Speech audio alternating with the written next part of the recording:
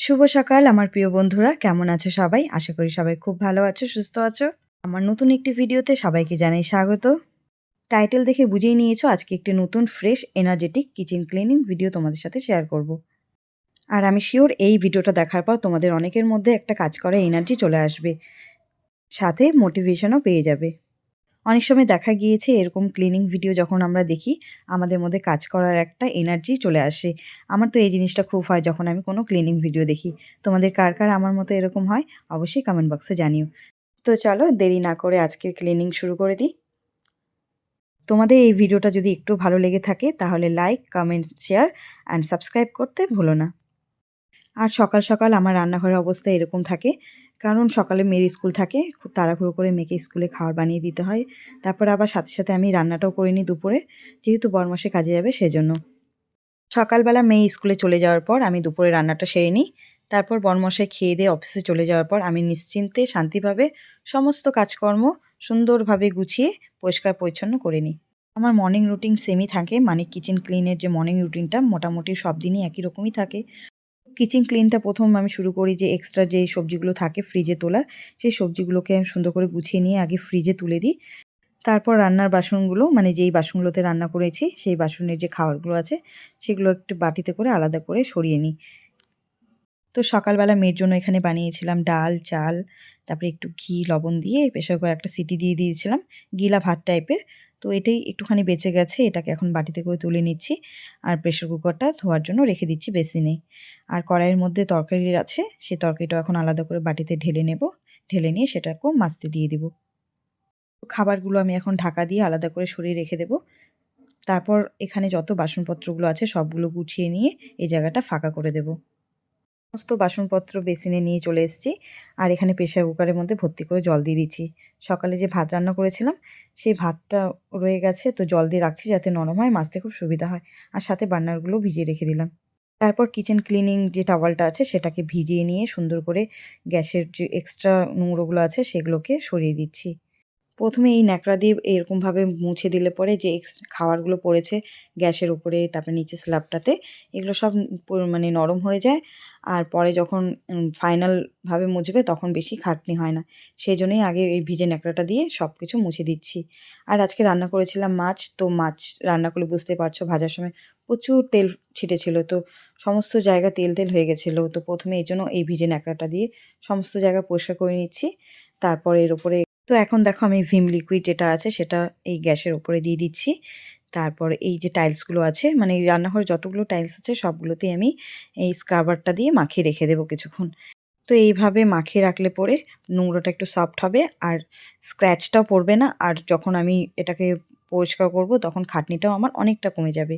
তো এইভাবে দেখো সমস্ত রান্নাঘরে যতগুলো টাইলস আছে সবগুলোতেই আমি এইভাবে স্ক্রাবারটা দিয়ে লাগিয়ে রেখে দেবো। আর গ্যাস বার্নারের নিচের যে আছে এই জায়গাটা তো আমি লাগিয়ে রাখছি। কারণ এখানেও না প্রচুর নোংরা পড়ে। দুধ জাল দিলে সেটাও পড়ে, ভাতের ফ্যান পড়ে, তারপরে ঝোল-টোল টুকটাক, টুকটাক এটা ওটা পড়তেই থাকে। তো সেখানেও মাখিয়ে রেখে দিলাম। তারপর এখানে দেখো আমার যে সবজির ঝুড়িটা আছে সেটা একটু গুছিয়ে নিচ্ছি। কারণ তাড়াহুড়োর সময় যত সব হাতের সামনে পাই আমি এক্সট্রা জিনিস সব আমি এটার মধ্যে রেখে দিই। তো রোজই রান্না করার পর এই জায়গাটা আমি একটু গুছিয়ে নিই। যেমন দেখো এখানে চিনির টোপলাটা পড়ে আছে। সকালবেলা চিনি আনা হয়েছিল। তো বয়ামে ঢালার পর যেটুকু এক্সট্রা বেঁচেছিল সেটা আর আমি ড্রামে ঢুকাইনি তাড়াহুড়োর জন্য আর এখানেই রেখে দিয়েছি। তো এরকমই এখানে এই উপরের জায়গাটা একটু ফাঁকা থাকে তো তাড়াহুড়োর সময় প্লাস্টিক, তারপরে যাবতীয় টুকটাক, টুকটাক হাতের সামনে যা থাকে এক্সট্রা জিনিস সব আমি এর উপরে রেখে দিই। তো রান্না শেষে এই জায়গাটা আমি সুন্দর করে গুছিয়ে নিই। যাতে দেখতে ভালো লাগে। আর পরিষ্কার রান্নাঘর দেখতে কার না ভালো লাগে বলো? আর আমার রান্নাঘরটা না এমনিতেই ওপেন। আর যদি পরিষ্কার পরিচ্ছন্ন করে না রাখি দেখতে এত বাজে লাগে। মানে সেজন্য আমাকে সবসময় রান্নাঘরটা টিপটপ করে রাখতে হয়। আর এমনিতেও দেখবে রান্নাঘরে লক্ষ্মীর বাস। যেই রান্নাঘর পরিষ্কার পরিচ্ছন্ন থাকে সেখানে লক্ষ্মীর বাস। যে বাড়িতে লক্ষ্মীর বাস সেখানে খাদ্যের জন্য কখনো অভাব হবে না। আর রান্নাঘরটা হলো বাড়ির একটা বিশেষ জায়গা যেখানে সবার জন্য খাবার তৈরি হয়, ছোট বড় সবার জন্য। আর বেঁচে থাকার জন্য খাদ্যটা খুবই দরকার। তো সেজন্য রান্নাঘরটা পরিষ্কার পরিচ্ছন্ন সবসময় করে রাখা দরকার। এদিকে দেখো বেসিনের অবস্থা পুরো বাসনের পাহাড় জমে গেছে। তো সব বাসন সকাল থেকেই জমেছে। খুব তাড়াহুড়োর মধ্যে সকালবেলা কাজ করছিলাম। তো যা বাসন হচ্ছিল সব জমিয়ে রাখছিলাম। একটাও মাজার সময় পাইনি। তো সেজন্য তো এখান থেকে কিছু বাসন নামিয়ে রাখলাম। যাতে আমার বাসনগুলো মাজতে সুবিধা হয়। আর এইভাবে এক এক করে এখন বাসনগুলো মেজে নিচ্ছি। আর ওদিকে তো দেখতেই পেলে ভিম জেল দিয়ে সমস্ত গ্যাসের ওপরে, তারপরে সাইডে, টাইলসে সব জায়গায় মাখিয়ে রেখে দিয়েছি। তো বাসনগুলো মাজা হয়ে গেলে আমি ওই জায়গাগুলো পরিষ্কার করব। তো দেখো এখানে এখন কড়াইটা মেজে নিচ্ছি। কড়াইটা মাজার সময় এত স্লিপ হচ্ছিল, তো কিচেন টাওয়ালটা নিচে দিয়ে দিলাম, তারপর এখন মাজছি। আর রান্না করার সময় দেখবে কড়াইয়ের মধ্যে এরকম একটা হলদে হলদে ভাব হয়ে যায়। সেই হলদে ভাবটা যতই সাবান সার্ফ দিয়ে ঘষো না কেন উঠতে চায় না। তো সেজন্য আমি এখানে ১ চামচ লবণ আর একটু ভিম জেল দিয়ে ভালো করে ঘষে নিচ্ছি। এই লবণ আর ভিম জেল দিয়ে ঘষলে পরে খুব সহজে এই হলুদের ভাবটা কেটে যায় আর মাজাও হয়ে যায়। তো আমার মাদের দেখতাম একটু মাটি নিয়ে তারপর সাবান দিয়ে এভাবে মাজতো, তাতে খুব সুন্দর পরিষ্কার হয়ে যেত। তো এখন তো মাটি পাওয়া মুশকিল, তো সেজন্য একটু লবণ দিয়ে দিলাম। লবণটাও কিন্তু খুব ভালো কাজ করে। তো দেখো খুব সুন্দরভাবে মাজা হয়ে গেছে। আর কড়াইয়ের মধ্যে যে হলুদ, হলুদ ভাবটা ছিল সেটাও কিন্তু কেটে গেছে দেখো। একদম পরিষ্কার পরিচ্ছন্ন হয়ে গেছে। এখন কুকারটা পরিষ্কার করে নেব। আমাদের রোজকার দিনে প্রেসার কুকারটা যে কত কাজের, সেটা একমাত্র আমাদের মতো যারা ব্যস্ত গৃহবধূ আছে তারাই একমাত্র বুঝতে পারে এর মর্ম কী। অল্প সময়ে খাবার তৈরি করে দেওয়ার জন্য প্রেসার কুকারটা যে কত সুবিধাজনক। প্রেসার কুকারে যেমন ভালো দিক আছে তেমন কিন্তু খারাপ দিকও আছে। তুমি যদি প্রেসার কুকার ভালো করে ক্লিন না করো, এমনও বিপদ ঘটে যেতে পারে যার জন্য কিন্তু জীবনও চলে যেতে পারে। সেজন্য প্রেসার কুকার সবসময় সুন্দরভাবে পরিষ্কার করে নেওয়া উচিত। এই ধরো আজকে যেহেতু আমার উঠতে ঘুম থেকে একটু লেট হয়ে গেছিলো, তো এখানে এখন যদি আমি হাঁড়িতে করে ভাত বসিয়ে দিই তাহলে অনেকটা দেরি হবে ভাতটা ফুটতে। তো প্রেসার কুকারে যদি আমি দিয়ে দিই তাহলে খুব শীঘ্রই তাড়াতাড়ি হয়ে যাবে খাবারটা, আর সে খেয়েও চলে যেতে পারবে, তাড়াহুড়োটাও লাগবে না। বাসনপত্র ধোয়া হয়ে গেছে। এরপর ভিজা একটা ন্যাকড়া দিয়ে এইদিকে সব কিছু পরিষ্কার করে নিচ্ছি। প্রথমে মিক্সিটা পরিষ্কার করে নিলাম। আমি রোজই চেষ্টা করি সমস্ত কিছু অল্প, অল্প করে মুছে নিতে। প্রত্যেকদিনই তো ধুলো পড়ে একটা, তো সেই ধুলোটা কেটে যাবে আর নোংরাটাও বোঝা যাবে না। তো এই ভিজে টাওয়ালটা দিয়ে আমি হলো সমস্ত টাইলস সুন্দর করে ঘষে, ঘষে পরিষ্কার করে নিচ্ছি। আর এদিকে দেখো বেলুন চাকিটাও আমি এখানে এই ব্যাগটা দিয়ে এভাবে কভার করে দিলাম। এতে আরশোলা এর মধ্যে উঠতে পারবে না। তারপরে এই যে কাপড়টা দিয়ে সুন্দর করে আমি মুছে দিচ্ছি গ্যাসের উপরে। আমার খাটনি হচ্ছে না, একদম খুব সহজে পরিষ্কার হয়ে যাচ্ছে। আর এই যত টাইলস আছে এখানে সমস্ত টাইলসই কিন্তু আমি এইভাবে আস্তে, আস্তে করে সবকিছু পরিষ্কার করে নেব।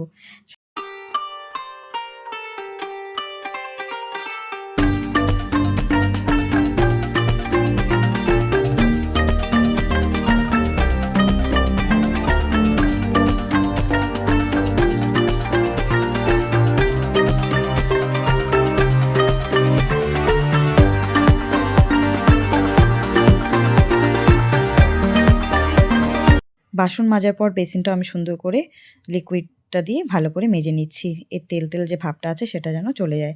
আর সাথে টাইলসগুলো, তারপরে ট্যাবের মুখটা, হ্যান্ডেলটা সবকিছু আমি ভালো করে ধুয়ে নিচ্ছি।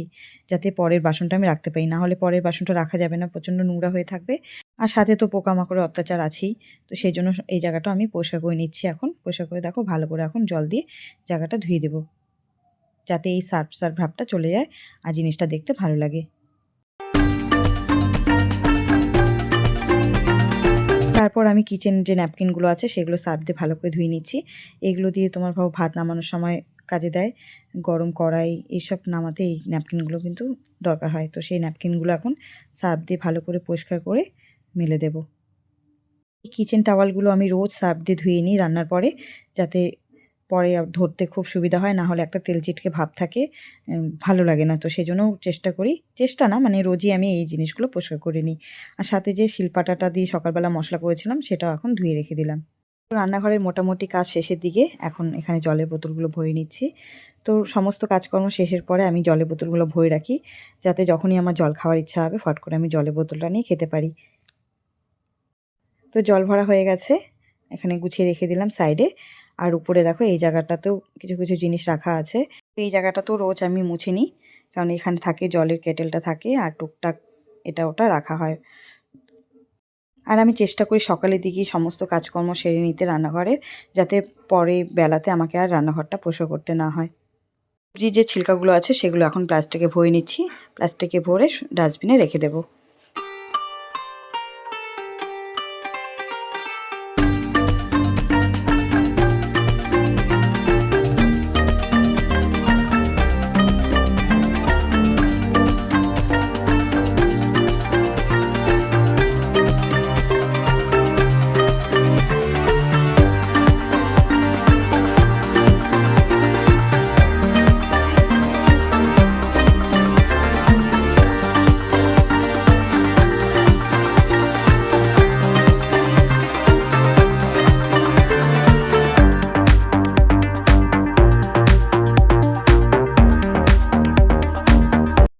নিচে এখানে সমস্ত ডাব্বা কৌটো যা আছে এগুলো সব গুছিয়ে এই জায়গাটা সুন্দর করে পরিষ্কার করে মুছে নেব।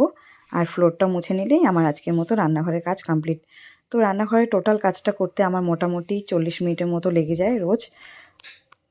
তো এটাই হলো আমার রুটিন, ডেলিকার কিচেন ক্লিন রুটিন। তো কিচেন ক্লিন করার পর দেখো আমার রান্নাঘরের লুকটা এরকম। আর সত্যি কথা বলতে এটা কিন্তু আমি কোনো মিথ্যে কথা বলছি না। আমার রান্নাঘর মোটামুটি পরিষ্কার করতে এতটাই সময় লেগে যায় সকালের দিকে। তো এখানে আমার একটা ভুল হয়েছে, সময়টা তোমাদেরকে দেখানো উচিত ছিল। তো তাড়াহুড়োর মধ্যে আমি আর সেই সময়টা দেখাতে পারিনি। কিন্তু এটা একদম সত্যি কথা যে আমার রান্নাঘর পরিষ্কার করতে রোজই এরকমই সময় লেগে যায়। তো চলো, আজকের ভিডিওটা এত অবধি। তোমাদের কেমন লাগলো কমেন্ট বক্সে অবশ্যই জানিও। তো সবাই ভালো থেকো, সুস্থ থেকো। দেখা হবে অন্য কোনো ভিডিওতে। তো সবাইকে টাটা, বাই বাই।